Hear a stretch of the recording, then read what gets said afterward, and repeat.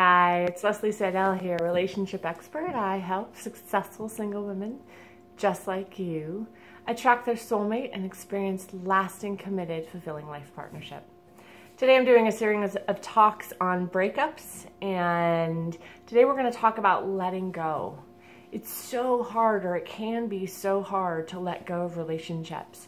Either a relationship where you've been broken up with, or a relationship that you're currently in that you know is not working for you, you know is not the right answer for you, but you're just having a problem letting it go. I understand how hard that is.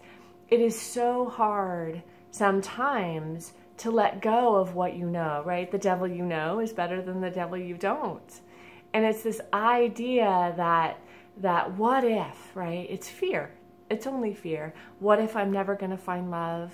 What if I'm not good enough? What if this is the best I'm ever going to get? This idea that, like, if I break up with him, what if I'm going to be alone forever? And the problem with that is that you can't get what you're really looking for until you remove all of the barriers from what you really want.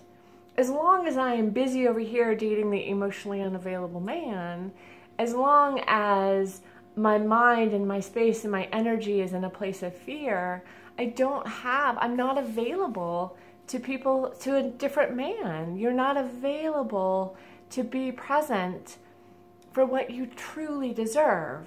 And I get how scary it is to let go of that lifeline, to let go of the person you're with and start to live in a place of faith.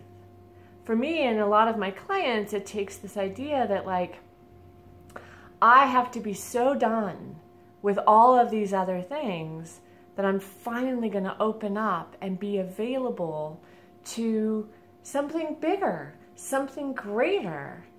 And I've got several tools that you can use to start to say, okay, to help you with that fear, to help you get in a place of faith. Why don't you write down all the times that you didn't get what you want, but it turned out to be one of the best things that's ever happened to you? I can't tell you how many times I got dumped and was so heartbroken. And in truth, in the next 6 months, in the next year, I can look back and say, oh, thank God I dodged a bullet on that one. The universe is working in your favor, even if sometimes you don't help it out. Write down the reasons you're not with that last person.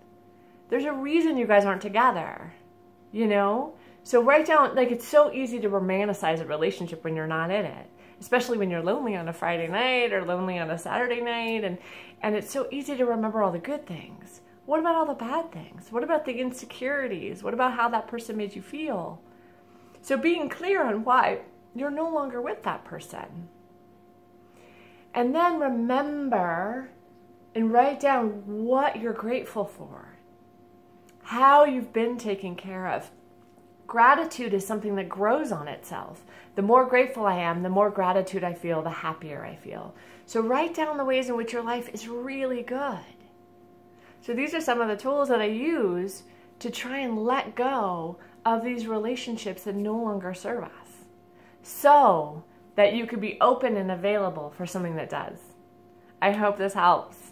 I am so excited for you to have a lasting, fulfilling life partnership. And these are one of the ways we do it. Thanks so much.